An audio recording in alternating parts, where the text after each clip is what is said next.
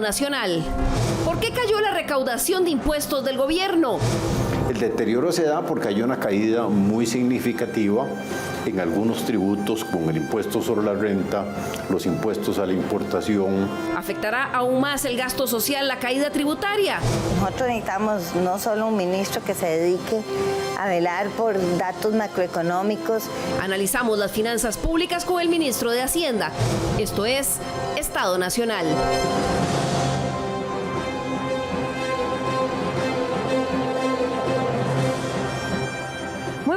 Bienvenidos a una nueva edición de Estado Nacional. Muchísimas gracias por su amable compañía las mañanas de los domingos.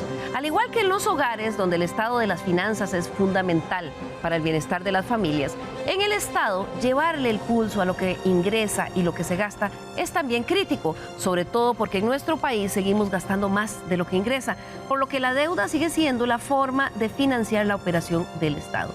Hoy en Estado Nacional vamos a analizar el resultado de las cifras fiscales del primer semestre de este año. Y para eso nos da mucho gusto contar nuevamente con la presencia del señor ministro de Hacienda, don Nogui Acosta, que nos ha dedicado el día de hoy. Bienvenido, don Nogui, qué gusto tenerlo acá de nuevo. Muchas gracias, Liliana. Y venimos aquí a rendir cuentas, es parte de nuestro oficio. Así que veremos un poquito cómo hemos logrado llegar a donde estamos hoy. Así es, para eso lo trajimos hoy, para preguntarle. También nos acompaña el día de hoy don Olman Segura, quien es el director del Centro Internacional de Política Económica para el Desarrollo Sostenible, CIMPE, de la Universidad Nacional, quienes hacen frecuentes análisis. Justo esta semana también presentaron el análisis que están haciendo de estas cifras. Bienvenido, don Olman, de nuevo a Estado Nacional. Muchas gracias, Liliana. Un placer estar aquí nuevamente. Igualmente a don Nogui un saludo y a todas y todos los televidentes. Aclarar que a partir de hace 2 meses soy académico investigador. Ah, ya cambió la Ahora hay un posición. nuevo director en el CIMPE, que es don Marco Toya, pero estoy a la orden para servirle. Él presentó un estudio que hicimos y con mucho gusto lo puedo compartir. Qué bueno que nos lo dice, porque es la fuerza de la costumbre. Tantas veces lo hemos tenido por acá. Y sí, estuvimos en la conferencia de don Marco Otoya, que estuvo haciendo análisis. Bien, vamos a entrar en materia. Primero, como les decía, se presentan frecuentemente los resultados de las finanzas del Estado. En junio se presentaron las del semestre de este 2024 y por eso en Estado Nacional consideramos que era importante analizarlas. Para comenzar, don Nogui, en una forma muy general y concreta en esta primera ronda, y se lo voy a pedir así muy cortito, al entregar estos resultados de las cifras fiscales del primer semestre de este año, y parafraseando aquella película del oeste dirigida por Sergio Leone, ¿qué podría usted decir que es lo bueno, lo malo y lo feo de los resultados fiscales de este primer semestre? Es una buena pregunta. Lo bueno, el esfuerzo fiscal se mantiene, o sea, la contención del gasto se mantiene. Y aquí voy a hacer una acotación. Crece en relación con el año anterior, pero crece porque pagamos un retroactivo. Ese retroactivo se aprobó en el 2019, se tenía que pagar en el 2020 y lo estamos pagando en el primer trimestre del 2024. Y lo que quiero decir con esto es que tenemos superávit primario a pesar de este tipo de cosas. Eso es lo bueno. Lo malo es la caída en la recaudación. Y aquí hay 2 motivos. El primero es que los créditos fiscales particularmente se van pagando el año anterior a la liquidación. El año 2023 los créditos fiscales fueron más altos que, digamos, que lo que deberían haber pagado para la liquidación, y eso hizo que al momento de hacer el pago en marzo fueran menos porque se generaron créditos fiscales. Y lo feo, le puedo decir, es una actitud de la Asamblea Legislativa de plantear continuamente recortes a los impuestos. Hay 37 proyectos de ley en la Asamblea Legislativa que en este momento pueden reducir la recaudación de impuestos. Para ponerle un ejemplo, un proyecto que busca eliminar el impuesto al valor agregado a los dispositivos que tengan internet, que le puede restar 146 mil millones de colones a la recaudación tributaria. Y ahí hay un problema de fondo. El resultado de la película puede ser muy malo si pensamos en el corto plazo y no en el largo plazo. Muchas gracias, don Nogui, muy concreto. Don Olman, ¿qué cree usted que es lo malo, lo bueno y lo feo de estas? Pucha, yo pensé que la pregunta era para él nada más, pero está bien. Ok, bueno, yo creo que lo bueno, en efecto, me parece que se sigue creciendo, a pesar de que sea ese crecimiento del Producto Interno Bruto, digamos, más lento. Se bajó de 5.1 en el 2023 a 4% en el 2024 y de acuerdo a nuestras proyecciones para el 2025, 3.4%. Pero se sigue creciendo al fin y al cabo, y eso está bien, y lo que hay que hacer es buscar cómo dinamizar ese crecimiento. Bueno, lo malo yo creo que es que se ha bajado bastante la deuda y se ha aumentado el gasto, pero tamaño poco fue por lo que dijo don Nogui, otra parte es por el pago de intereses, que este año también fue un poco más, pero la otra es que hay un recorte al gasto social muy alto desde mi punto de vista. Y digamos que eso lo junto con lo feo, que es que siento que se ha personalizado mucho la discusión y se ha vuelto beligerante y con muchos ataques personales a cada uno de los que piensan diferente del gobierno, no voy a decir necesariamente de don Nogui, sino del gobierno, y que plantean la necesidad de revisar eso.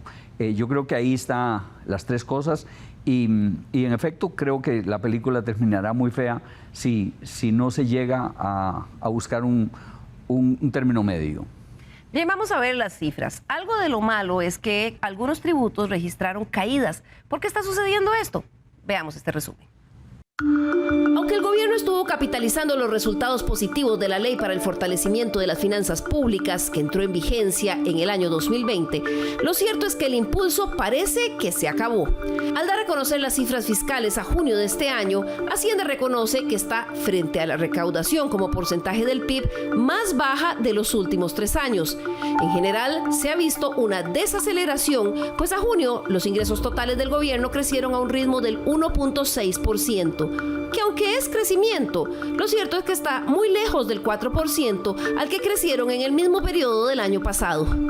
Al analizar el comportamiento de los ingresos totales como porcentaje del PIB, vemos cómo fueron creciendo vigorosamente desde el 14.5% hasta el 16.4% en el año 2022, y a partir de ahí empezó a caer. Según las proyecciones de SINPE de la Universidad Nacional, es probable que este año cierre también a la baja y repunte apenas levemente en el 2025. En la recaudación de impuestos es donde más se nota el deterioro, como lo reconoce el mismo Ministerio de Hacienda. En el primer semestre de este año, los ingresos tributarios crecieron apenas un 0.7%, mientras que el año pasado crecían a un vigoroso 7.4%. Es decir, estamos frente a una clara desaceleración de la recaudación tributaria. Donde la caída ha sido más notoria es en el cobro de impuestos a los ingresos y utilidades, es decir, renta, y en el impuesto a la propiedad. En este gráfico podemos ver el porcentaje de variación interanual de los ingresos por concepto de impuesto de renta a las utilidades de las sociedades jurídicas, realizado por los economistas del SINPE-UNA con datos de Hacienda y el Banco Central. Para algunos analistas, la explicación de la desaceleración y la recaudación tiene varias razones. La caída en el tipo de cambio iba a afectar las finanzas públicas y lo dijimos públicamente, pero el ministro nunca le prestó mayor atención. Principalmente por temas administrativos y cambios en la ley. Por ejemplo, el impuesto sobre que mencionaba de la propiedad.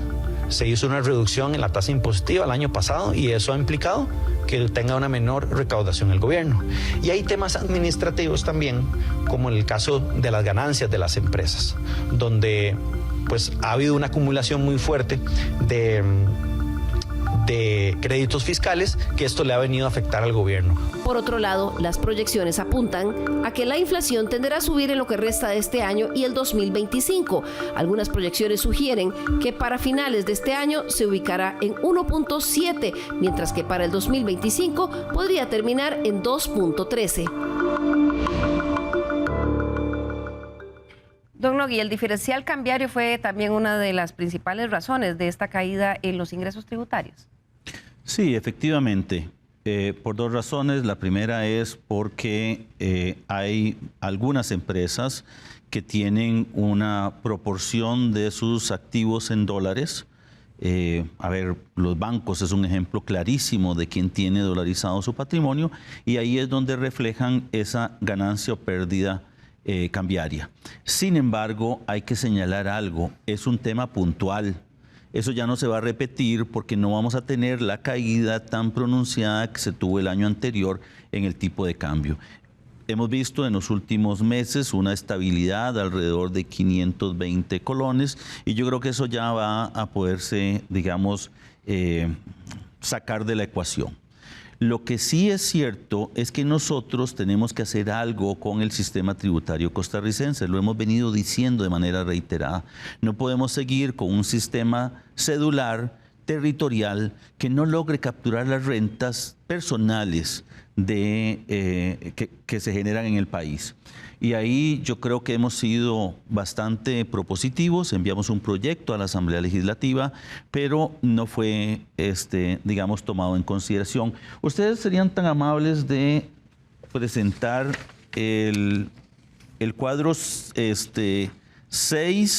Ya le vamos a decir a producción que nos presente el cuadro 6, es el que se llama Plan de Acción Inicial, don Nogui. Exactamente. Vamos a verlo ahí. ¿Qué es lo que plantean ustedes con ese plan de acción? Cuando nosotros entramos al gobierno, nos planteamos la necesidad de definir una estrategia. Esa estrategia estaba basada en 3 ejes: la contención del gasto, que lo hemos venido haciendo, un acceso a los mercados internacionales, que era la emisión de eurobonos, y una reforma en el esquema tributario. Podemos pasar, ahí están. El primero es la reforma a la regla fiscal, los siguientes son reformas a impuestos, una posibilidad de tener más, digamos, ponerle dientes a la tributación para poder cobrar este proyecto de impuesto a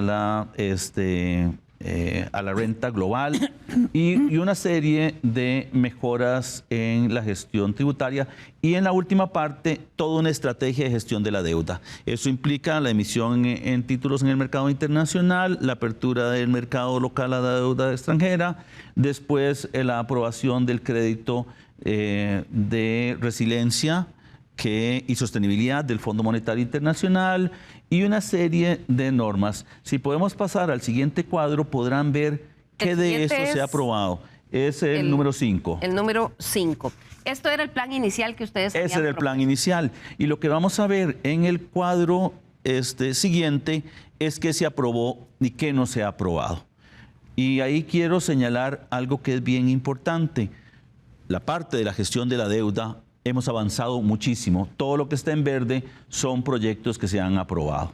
Y lo que está en... Bueno, eso quiere decir que la Asamblea Legislativa les ha ayudado muchísimo, porque veo muchos cuadritos en verde. Claro, pero lo que le voy a decir es que nos está ayudando a gestionar la deuda, pero no está generando formas de recaudar mejor.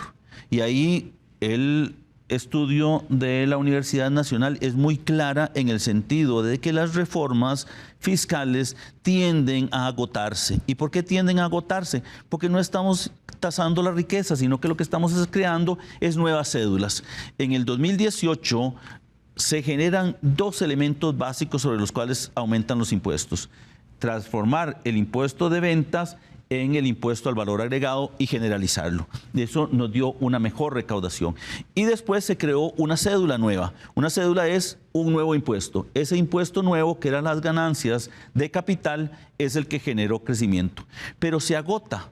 Por ejemplo, si nosotros tenemos una economía más integrada, en donde la gente recibe más recursos del exterior, no la podemos tasar, porque no tenemos esa tasación de rentas extraterritoriales. Y la Asamblea se encargó de limitarlo aún más y de establecer que no podía crecer esa renta. Entonces, lo que quiero decir es que necesitamos una reforma comprensiva que le permita al país capturar la riqueza de las personas. Esto lo haría más justo y más equitativo. Don Nogui está hablando de recaudar más, pero lo que pasa con la recaudación fiscal es de una u otra forma un reflejo de lo que está pasando en la economía. ¿Cierto, don Olman? Y quiero que veamos el gráfico de lo que ha venido pasando en el país, lo que ha experimentado un dinámico crecimiento en el Producto Interno Bruto durante los años 2022 y 2023, alcanzando en el 2021, bueno, venía de la recuperación de pandemia 7.9%, pero en el 2023 se alcanzó un 5.1%. Sin embargo, aunque este año vamos a crecer un poco más, lo cierto, más de lo que había proyectado el Banco Central, lo cierto es que es poco más de un punto menos que el año pasado, y para el 2025, don Olman, se espera que aún sea a un menor ritmo. Entonces, don Nogui está hablando de tratar de recaudar más, pero lo cierto es que se recaudó menos porque las empresas, según este gráfico, pues están creciendo menos. Claro, entre otras cosas es por eso. También hay otras cosas que voy a citar, pero una forma de recaudar más es, y don Nogui lo ha manifestado en otras oportunidades, es haciendo el dinamismo de las empresas, creciendo la economía, y a eso es lo que aspiraríamos. Ahora, un problema es que las tasas de interés continúan relativamente altas, las personas emprendedoras no piden el crédito, está creciendo el crédito, lamentablemente en algunos casos en dólares, y más bien para consumo o para otras áreas que no son necesariamente las que producen empleo y las que producen mayores cantidades de tributos. El crédito permitiría a los emprendimientos también hacer encadenamientos, esos encadenamientos con otras empresas, y también la generación de empleo dinamizaría la economía y podría hacer que ingrese mayores tributos. Por otro lado, el presidente mismo ha manifestado, incluso este año, de que hay una enorme evasión fiscal. Él decía una cifra interesante de 3.600 millones de dólares. Yo sé que se había planteado desde el gobierno anterior, cuando el presidente era ministro, generar un esfuerzo alrededor de Hacienda Digital, en donde se está invirtiendo bastantes millones de dólares para esto. Pero de acuerdo a unas declaraciones de doña Paulina, la señora diputada Ramírez, que es la coordinadora de Hacienda de la Comisión de Hacendarios, ella planteaba que está muy rezagado, que a finales de diciembre del 2023 solo se había avanzado 5.9% de la parte financiera y un 8.2% del avance físico. Entonces, a juzgar por el avance, va a ser muy difícil que realmente podamos capturar de toda esa evasión que tenemos. Yo creo que para aumentar los ingresos tributarios, en vez de crear nuevos impuestos, que de luego también hay que dialogarlos y que discutir esto del tributo global, pero en vez de pensar en crear nuevos impuestos, hay que cobrar bien los que no se están cobrando, y hay que ayudar a las empresas para que se crezcan, se dinamicen, y que la economía realmente entre en un dinamismo diferente al que tenemos últimamente con esa caída en el Producto Interno Bruto. Claro, don Nogui nos presentaba ahora a la Filmina un poco del plan inicial y lo que habían logrado. Sin embargo, algunos diputados, como Paulina Ramírez, precisamente presidenta de la Comisión de Hacendarios, aseguran que la estrategia le falló al gobierno. Veamos. Ellos pensaron que bajando el tipo de cambio podían pagar mayor deuda y pagar más intereses, porque a un menor tipo de cambio. Pero por otro lado, ha afectado grandes sectores productivos como el exportador y como el turismo y la agricultura. Por otro lado, si la política cambiaria se señala como uno de los principales responsables de esta caída en los ingresos tributarios del gobierno, que también ha afectado a sectores productivos como exportadores, agricultura y turismo, muchos se preguntan por qué se ha mantenido esa misma política y no ha habido un cambio de rumbo. A mí me sorprende porque el ministro de Hacienda es miembro de la Junta Directiva. Él debería llevar la voz del gobierno, debería llevar la preocupación que debería tener el gobierno del deterioro de las finanzas públicas. Y la voz del ministro de Hacienda pesa mucho en la Junta Directiva del Banco Central. Yo he sido miembro de esa Junta Directiva como ministro de Hacienda y yo sé que eso es así. Entonces a mí me sorprende esta complacencia del Banco Central de mantener un tipo de cambio que sabemos que no es un tipo de cambio de equilibrio económico. Don Nogui, le falló la estrategia al gobierno, y también por qué, si el tipo de cambio es una de las principales razones que se le atribuye la caída fiscal, ¿por qué no ha abogado usted para un cambio ahí? Mire, yo creo que aquí hay alguien que no está diciendo la verdad y no es el gobierno. Y usted le puede preguntar a don Olman cuál ha sido el cambio en la economía costarricense y de cuáles son las consecuencias de tener más turismo, tener más inversión extranjera directa y sobre todo la transformación de la producción que tenemos hoy. Ese es el resultado. Hemos sido muy exitosos y tenemos mucho más inversión extranjera, tenemos un superávit en servicios en la balanza de pagos y reiteradamente lo vamos a tener. Este país ha sido exitoso. No dice usted entonces que la estrategia fue la correcta, don Olman. ¿Fue la correcta la estrategia? Tal vez de veces.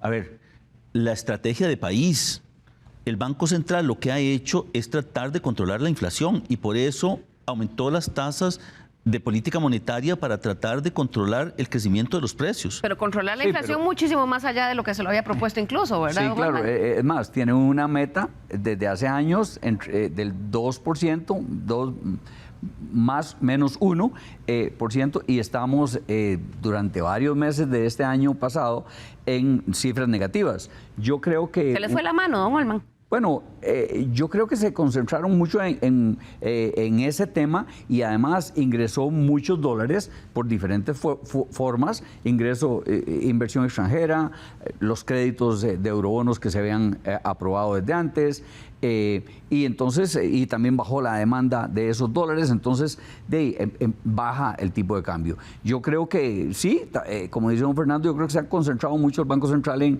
en apuntar a la inflación y se le ha alerdeado bastante en bajar la tasa de política monetaria, la tasa de política monetaria, sí, que sigue bastante alta, creo que en 4.75. Estaba incluso mucho más alta, pero con una justa razón, porque por razón de la pandemia, pero yo creo que ya es hora de tratar de que las tasas básicas pasivas que manejan los bancos comerciales cambien, que siempre van muy rezagadas con los cambios que hace el Banco Central. Y sin embargo, el Banco Central pues da una señal muy clara cuando impulsa hacia la baja la tasa de política monetaria. El diputado Frente Amplista Jonathan Acuña afirma que el gobierno no ha entrado por el fondo a la discusión del sistema tributario. Veamos. Son resultados fiscales que muestran, por una parte, que los efectos de la reforma fiscal del 2018 han sido limitados y de bastante corto plazo, y que efectivamente el país continúa en una situación que requiere una profunda discusión sobre el sistema tributario y principalmente en materia de combate a la evasión, discusión que este gobierno no ha dado de manera concreta ni una sola vez, pero al mismo tiempo son unos resultados fiscales que siguen dejando un espacio suficiente para aumentar la inversión social, pero existe una posición por parte del gobierno de la República de muchísimo desinterés para este tipo de inversiones necesarias, sobre todo para los hogares más empobrecidos y vulnerables de Costa Rica. Don Nogui. Yo quiero hacer 3 aclaraciones antes de seguir en este debate. El primero es que desde que somos miembros de OCDE, la OCDE nos pidió que el ministro de Hacienda solo tuviera voz, pero no voto en la Junta Directiva del Banco Central. Y con el acuerdo... Por eso es que usted no ha pedido que haya cambio en la política monetaria. No, es que le voy a decir que es el acuerdo con el Fondo Monetario Internacional firmado por el gobierno anterior pide que el ministro de Hacienda no sea miembro de la Junta Directiva.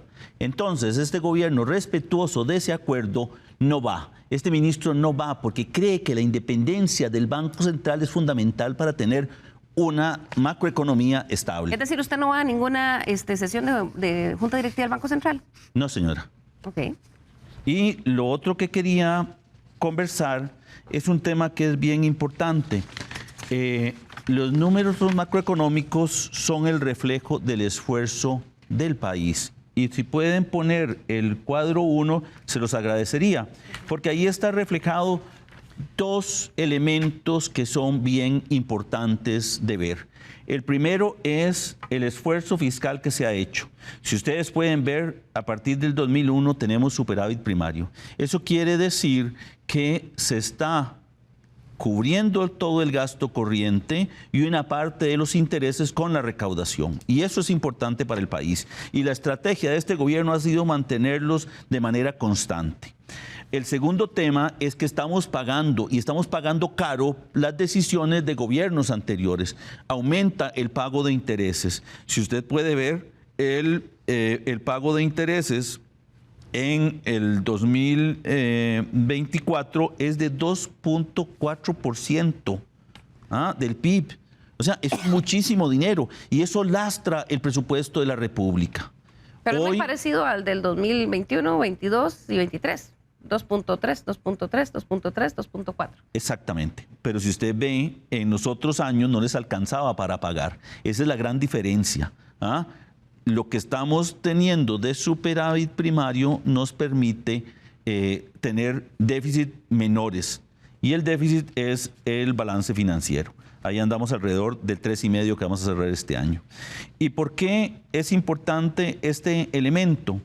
Si podemos poner el cuadro número 2. Antes de que pase a la otra. Mientras nos ponen el número 2, don Olman. Bueno, yo decía antes de que pasen a la siguiente lámina, el problema es a costa de qué, porque en efecto el número da muy bien, o sea, el gráfico y los números son muy buenos. ¿Por qué tenemos superávit primario? Bueno, porque hay menos gasto. El punto es, hay que tener un balance entre qué restar para poder tener ese superávit, ¿no? Pero usted quiere que siga subiendo la deuda, porque ese es el resultado. Si no tenemos superávit primario, sigue creciendo la deuda. Y por eso es importante que veamos el cuadro 2. El 2, que es el de deuda del gobierno central. Que bueno, de eso vamos a hablar, don Nogui, en la segunda parte del programa, así que veamos muy nada más para señalar algo. Este es el resultado del superávit primario. 67.6 en el 2021, 63 en el 2022, 61.1 y a junio 59.4. Y ese es el tema que es bien importante. Cuando hablamos de gasto, tenemos que tener en consideración no solamente el hecho de cómo lo asignamos, sino también de que la regla fiscal nos impone un crecimiento del gasto. Y ahí es donde tenemos que hacer un balance sobre qué cosas financiamos. Por eso esa discusión de si debemos financiar, no sé, gasto social o inversión pública. Si debemos financiar gasto social como transferencias o debemos financiar gasto social como educación.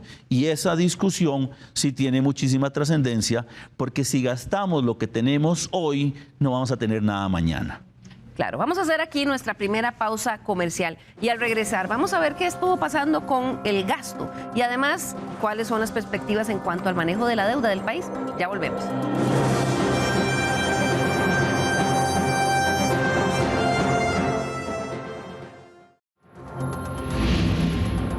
Recuerde nuestro correo l.carranza@teletica.com. Nos interesa mucho conocer sus observaciones, críticas y sugerencias para la Mesa de Estado Nacional.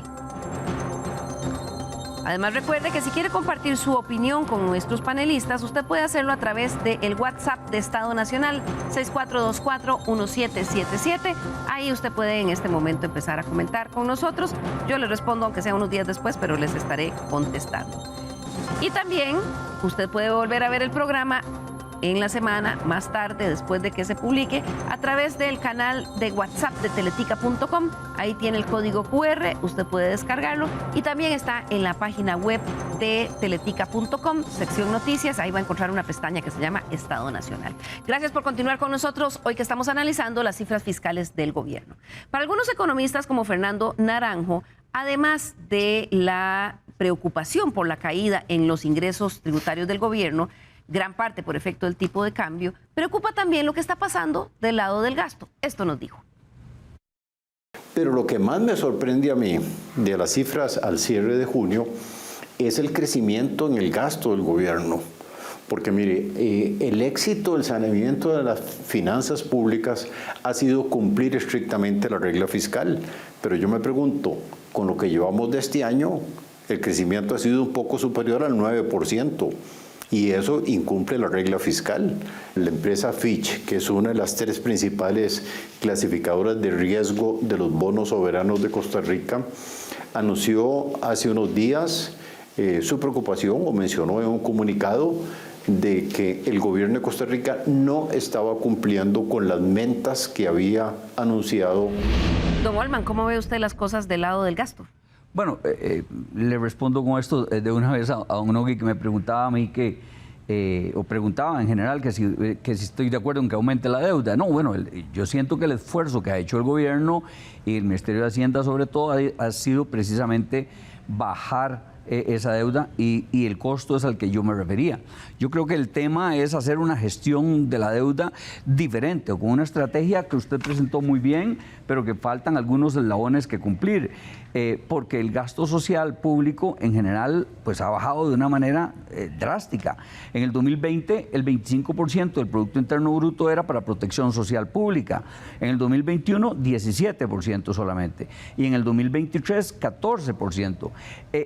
En promedio la OCDE utiliza 22.6 y nosotros 14.5. O sea, vamos a ver, si había que bajar en protección social, en educación, en salud, en vivienda, que en todos esos se ha bajado, no podría haber sido tan drásticamente porque si no todo el peso va a caer precisamente en los grupos de menos ingresos, en los grupos más desfavorecidos, en los que necesitan más recursos para vivienda o para mantenerse en la educación o para las becas estudiantiles Avancemos o para el FODESAF o en el CONAPAN o en el PANI, que todos esos han visto deteriorados. Entonces, vamos a ver, desde luego, si lo que queremos es manejar ese balance, que en economía, al fin y al cabo, lo que estamos tratando es de utilizar los recursos con ingresos limitados. Entonces, hay que pensar en cómo hacer para aumentar esos ingresos. Ya decíamos antes, una de las formas, desde eliminación de la evasión hasta dinamismo en el sector económico en general. Claro, don Nogui, ¿ha pedido usted rebajar las metas fiscales a las que se habían comprometido cuando le solicitaron a la Asamblea Legislativa la autorización para emitir hacer la emisión de las deudas? Y con la recaudación, ¿cómo está? Yo le voy a preguntar una cosa a don Olman. Adelante. Número uno, ¿cuánto recaudamos? Según el estudio de la UNA. El 14.5% 14.5%. ¿Cómo voy a financiar el 20% del PIB en gasto social? No necesariamente tiene que ser el 20% del PIB. Por eso, pero siempre han habido. Hay dos temas. El presupuesto siempre ahí tiene deuda. Claro, hay dos temas, porque se han venido endeudando. Claro. La pregunta es cómo hacemos para darle racionalidad a ese gasto. Y ahí yo quiero hacer usted tres seguramente observaciones. tiene deuda de su casa a 20 años plazo. Y la mía también, a no sé cuántos años plazo. Eso es lo que hay que hacer. No necesariamente, porque siempre hay que pagar. Yo estoy pagando la deuda de hace 5 y 10 años. Y ahí sigue creciendo los intereses. Y ese es el problema. Pero yo voy a decirle, Liliana. Sí, porque se nos quedó ahí eso, que creció el gasto, decía don Fernando Naranjo, y además las publicaciones de Fitch que levantaron la bandera roja diciendo que Costa Rica se está desviando de sus metas fiscales. A ver, hay que mostrar qué es lo que estamos haciendo. Por favor, pongan la lámina 8. Vamos a pedirle a nuestros compañeros de producción. Este es el resultado de la gestión de la deuda. La que se llama reducción en las tasas de interés. Exactamente. A enero del 2023, la tasa de interés a 3 años plazo era 9.75. A eso tenía que captar el gobierno. Y en julio del 2024, esa misma captación está al 6.08. Sigue siendo caro, pero bajamos 367 puntos base. A 5 años plazo, 369 puntos base. Y a 10 años plazo, 343 puntos base. Y quiero mostrar algo que es bien importante. La lámina 7, por favor. Y ya después entramos a la discusión de la deuda y el tema de rebajar. Vamos a ver, la número 7 es la que se llama mayor confianza en los mercados. Exactamente. Y esto es el reflejo de las acciones de gobierno. La línea celeste es el ENVI de Costa Rica. El ENVI es el diferencial de tasas entre el cero riesgo y lo que tenemos que pagar los costarricenses. En el inicio de la administración estábamos prácticamente igual que el global y que el latinoamericano. A partir de ahí nos hemos despegado. Hay una diferencia de 182 puntos base frente al ENVI global y de 258 al ENVI latinoamericano. Esto quiere decir que hemos hecho la tarea. No solamente hemos generado confianza en el medio local bajando las tasas, sino que también lo hemos hecho a nivel internacional. Y ahí me lleva... Pero, don Noel, digamos, eso lo ha logrado en este momento, pero Fitch está haciendo... O sea, no, es que eso le voy a explicar. Lo escuchan y están Cuando nosotros fuimos a los mercados internacionales, le preguntamos a las calificadoras cuál era la razón por la cual Costa Rica no tenía, una calificación de grado de inversión. Y nos dijeron que porque no tenemos acceso a los mercados internacionales. Cada vez que vamos a la Asamblea Legislativa a solicitarle a los diputados que nos permitan ir al mercado internacional, que no solamente tiene este efecto de bajar las tasas, sino que también dejamos espacio en el ahorro nacional para que esos empresarios que usted señaló, don Olman, puedan ir y captar recursos. Bueno, nos piden una serie de requisitos, sin importarles si son correctos o no son correctos. La economía no crece lineal, crece en una forma de serrucho. Cuando nos piden a nosotros poner una serie de condiciones, las pusimos asumiendo que íbamos a hacer una emisión en el 2022, una emisión en el 2023, una emisión en el 2024 y una emisión en el 2025. Terminamos teniendo 2 emisiones en el 2023. Los requisitos para la emisión del 2024 los tenemos, excepto uno. Y es que teníamos que poner escáneres en Habdeba y en Paso Canoas. Resulta que no pudimos comprar escáneres, nos los dona Estados Unidos. Le pedimos que nos asesore en dónde van mejor los escáneres y nos dice Habdeba y Caldera. Ya no cumplo el elemento de la emisión. Entonces voy a tener que pasar esa emisión que era en el 2024 al 2025. Pero los parámetros no deben cambiar y eso es el cambio que estamos haciendo en la ley de eurobonos. ¿Qué hicimos nosotros? Dentro de esa línea que habíamos visto de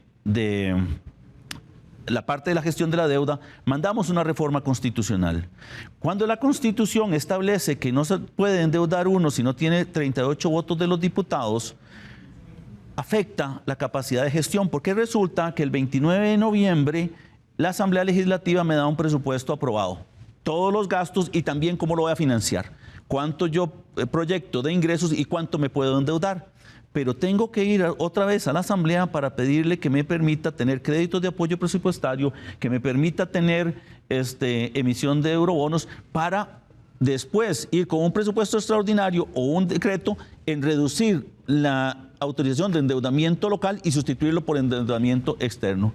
O sea, sí, pero, es ilógico. Sí, lo que planteamos nosotros en este momento a la Asamblea fue decirles, cambiemos los parámetros para la emisión. Nuestros objetivos no han cambiado y por eso les decía que el crecimiento de la economía no es lineal. No lo tomó así Fitch porque dijo hay un desvío, esa fue la palabra que usó don Olman. Porque lo dijo en un contexto diferente, en donde los demás países de Latinoamérica también están teniendo problemas en su situación fiscal por el endeudamiento y por las altas tasas de interés. Claro que la economía no es lineal y siempre está en sube y baja, pero... bueno, si están cambiando las necesidades del endeudamiento, de pasarlo para un año, para el otro, etcétera, el costo de la democracia es que tiene que ir a la Asamblea Legislativa. Y va a la Asamblea, y ya se envió. Y irá a la Asamblea. Lo que yo dudo es cómo irá a salir de la Asamblea, porque cuando el presidente lo que más bien hace es confrontarse con la Asamblea y permanentemente estar diciendo que prefiere quemar puentes que tender puentes, entonces se le hace el camino muy difícil a usted y a todos los que vayan a negociar de parte del gobierno. Vea, la OCDE en este momento nos ha dicho que Costa Rica es uno de los países que menos recursos asigna por estudiante de primaria y secundaria en nuestro presupuesto. Pero ¿sabe por qué? Porque asignamos eso a los estudiantes universitarios. Si usted compara cuánto se da... eso no es cierto. La gente nos pone a pelear, a uno y a otro. Nos ponen a pelear. Ya el presidente dijo que si nos daban recursos al FES, entonces había que quitárselos a seguridad o había que liberar quién sabe cuántos presos. No es cierto. Porque justamente usted es economista y otras veces lo ha logrado y en otros gobiernos también ha estado. Y yo también he estado en el gobierno y hemos negociado diferentes partidas. ¿Cómo puede ser posible que nosotros teníamos un 7.2 en educación en el 2020 y ahora vamos por 5.7? Incluso por abajo no del promedio de lo que utiliza la OCDE, sino de lo que recomienda la OCDE, que es un 6%. ni siquiera aspirar al 8% de educación, digamos por lo menos a ese 6%. Entonces, claro, los números alrededor de la baja de la deuda, de la baja de los pagos de los intereses, están muy lindos, están muy bien, pero también hay que tener un balance porque el costo, no de ahora, inmediato, sino el costo a mediano plazo de toda la gente que se está quedando afuera, alrededor de un 20% de los muchachos de 15 a 23 años no tienen ni estudio ni trabajo y están como los que llamamos ninis, cuando deberían estar en el colegio o en la escuela. Pero usted me está dando la razón, don Olmo. Y eso va a ser muy ¿En dónde muy tengo fregado. que poner yo los recursos? Bueno, En 135,000 personas que están ahora en la educación universitaria o en ese 1.000.000 de estudiantes que están en primaria. Don Luis, O peor aún, en los 2 millones de costarricenses que no terminaron la educación. Voy a pedirle a los compañeros que me ayuden localizando la nota número, ahora que estamos hablando de esto, la número 9, que es unas declaraciones que nos dio el diputado Jonathan Acuña del Frente Amplio, hablando de esto precisamente, donde él nos indicaba que el recorte, la estrategia de este gobierno de recortar en el gasto social no ha sido la solución, porque usted está diciendo, don Nogui, ahora hablando de una dicotomía de que si es que es para quitarle a los universitarios y darle a los de secundaria, pero lo cierto es que en los años anteriores se le cortó a las becas Avancemos, a la red de cuido, al transporte para educación. Esto nos dijo el diputado Jonathan Acuña. La no colocación de eurobonos es una decisión directa del ministro de Hacienda. A pesar de que esta Asamblea Legislativa aprobó esa potencial emisión de eurobonos con el objetivo de que obtengan financiamiento más barato en mercados internacionales, pero ciertamente no hay que caer en la trampa del discurso que pretende posicionar don Rodrigo Chávez y su ministro de Hacienda, que es la trampa de pretender que ante esta caída de los ingresos la única solución que hay es recortar la inversión fundamental para los hogares más pobres de Costa Rica o la inversión fundamental en materia de educación. Esa no puede ser una salida a esta situación fiscal que se está viviendo. La salida tiene que ser responsable, pero al mismo tiempo priorizando ese tipo de inversiones, porque no puede ser posible que una situación fiscal como la que vivimos se pretenda poner sobre los hombros de los hogares, de las personas que requieren mayor soporte por parte de las instituciones públicas. ¿Es una trampa esa narrativa, don Olman? Yo creo que sí, yo creo que nos estamos autoengañando y además no solamente es un problema de la narrativa, sino de la forma en cómo se hace esa narrativa, porque en este país nos hemos caracterizado por el diálogo, por la discusión, por discutir estos temas. Justamente estamos pensando en que se necesita un balance entre reducir la deuda y aumentar el gasto social, o por lo menos mantener el gasto social. No puede ser posible que en salud también y en vivienda también la cantidad de recursos sean menos y menos cada año.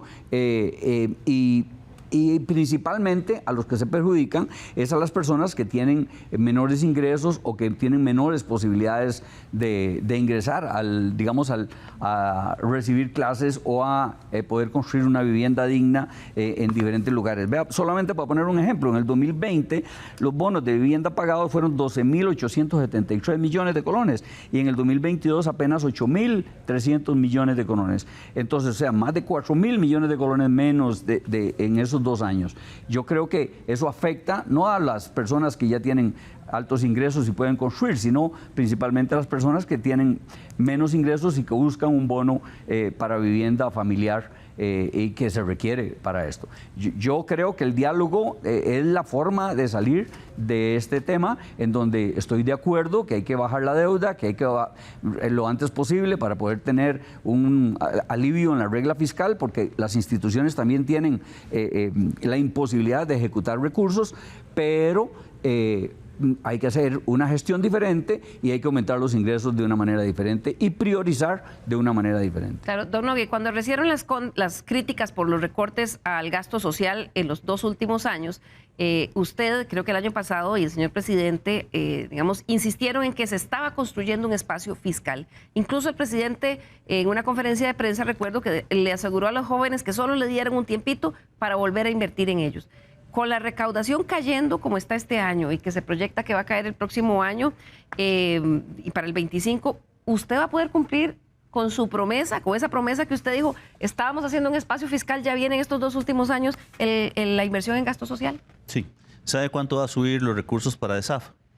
90.000 millones de colones. Bueno, pero eso porque lo obligó la Sala Constitucional. No, ya estaba presupuestado. Pero tuvo que Eso es para este año. Para el año 2025 ya estaba presupuestado. ¿Usted va a cumplir para este año? ¿La Sala Constitucional tuvo un fallo o va? Por supuesto. ¿Sabe a quién le va a costar? Sí, 12.000 millones a educación, ¿cuándo lo va a cumplir? 4.800 Porque al entiendo- Poder Judicial. Este año. Pero sí, yo sé que este año lo tiene que cumplir porque la sala lo obliga, pero entiendo que había un plazo para cumplir una vez que se dio el fallo. ¿Lo va a poder Sí. cumplir en ese plazo o va a pedir a la sala una ampliación? Nosotros ya hablamos con la gente de la sala, presentamos un recurso, nos dieron un mes más. ¿Por qué? ¿En qué Porque hay mes que entonces recoger esa. le va a porque hay que pagar a recoger- FODESAF?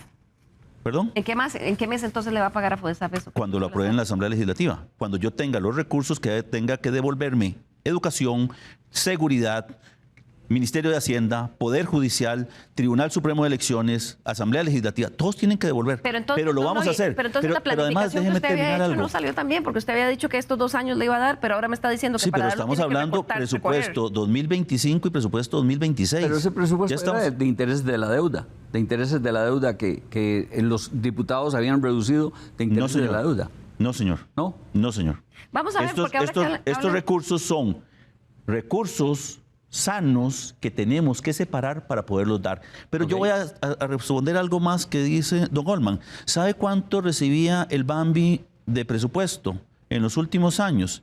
98.000 millones. ¿Sabe cuánto presupuestamos nosotros? 132.000. Y este año vamos a presupuestar 152.000. El tema de los bonos no es relativo. O sea, hay algo malo en eso. ¿Y sabe qué es lo malo? Que estamos dándole más bonos a la clase media que a la clase pobre. Pero en Y eso no cantidad- se justifica. Pero en cantidad de bonos, don Nogui, se han dado menos. A la clase media y la clase pero es baja, un problema se del han Bambi, dado- pero se han más dado recursos menos. tiene. Más recursos tiene. Ok, usted dice que es una mala gestión del Bambi. Mm. Bueno, vamos a ver con el tema de la deuda, porque la cantidad de recursos que el Estado dedica al pago de intereses de la deuda sigue limitando el equilibrio fiscal. El año pasado, y vamos a verlo en el siguiente cuadro, aumentó considerablemente el pago de intereses como porcentaje del PIB, llegando a un 4.8%. Los economistas de Simpe Una proyectan que este año ese pago de intereses va a cerrar con un porcentaje menor de 4.4% y aún más bajo para el año 2025. ¿Por qué están haciendo esa proyección, don Olman, brevemente?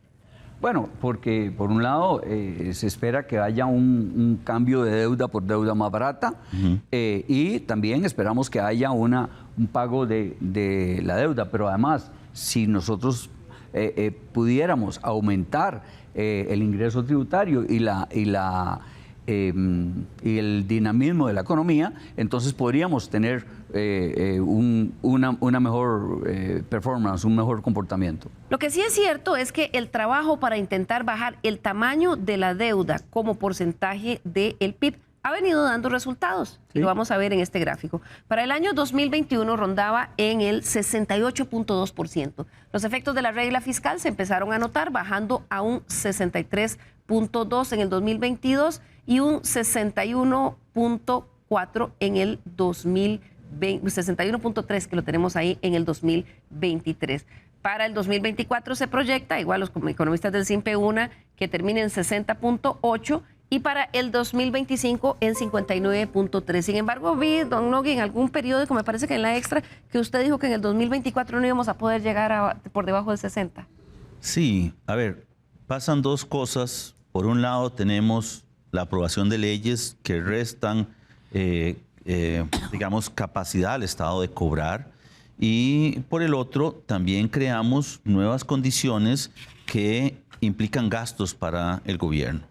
Y un claro ejemplo es cuando creamos rentas para, no sé, no recuerdo en este momento la última que se estaba creando para darle recursos a una entidad. Cuando nosotros hemos venido gestionando, planteamos de que no hay cambios en el entorno, digamos, legal, y eso no ha sido cierto. Y por eso es que estamos enfrentados a una situación por dos lados. Un tema es la reducción del ingreso por las leyes y otro es porque estamos dislocando la recaudación del crecimiento del PIB. cada vez el crecimiento del PIB es mucho más acelerado que el crecimiento de la recaudación. Y esto se debe a que hay muchas actividades muy dinámicas que no contribuyen. Y esa es una discusión que tiene que darse. Don Nogui, o que lo que está creciendo, o viéndolo al revés, que no hay dinamismo económico en el sector que no es zona franca y que es la mayoría, que es el sector definitivo. Y entonces ahí la pregunta es, ¿cuál es la estrategia del gobierno para dinamizar la economía en ese sector? Yo sé que eso no le toca a usted, el ministro de Hacienda, pero si a usted le interesa la recaudación, me imagino que le interesaría muchísimo que haya dinamismo en el sector definitivo. Claro, vea, tal vez la mejor estrategia que puede hacer el gobierno es tener una estabilidad fiscal que va a permitir que las tasas de interés bajen. Como ustedes pudieron ver, más de 360 puntos base en promedio.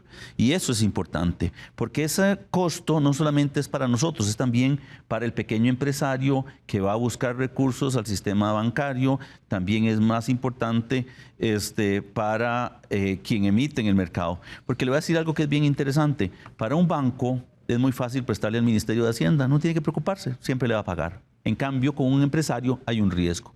Entonces, entre más bajo sea lo que paga el Estado, más incentivo hay para prestarle a un pequeño empresario. Y eso es lo que estamos tratando de hacer. Si ustedes ven las tasas del 9 y resto, son prohibitivas para un empresario que necesita un periodo de tiempo para poder hacer su inversión. Primero mencionar aquí que hay que bajar las tasas de interés para los pequeños productores, etcétera. Sin embargo, hay otro punto que es muy importante y sobre todo para el régimen, para los dos, para el régimen definitivo y para las zonas francas, que es la educación, que es que la gente pueda realmente educarse y producir. Este país está concentrado, y creo que usted lo dijo hace un rato, hicimos bien Costa Rica en dedicarnos ahora más bien a los servicios, a la exportación de servicios, al turismo, etcétera. Pero eso solo se logra sabiendo inglés, sabiendo informática, sabiendo tecnología.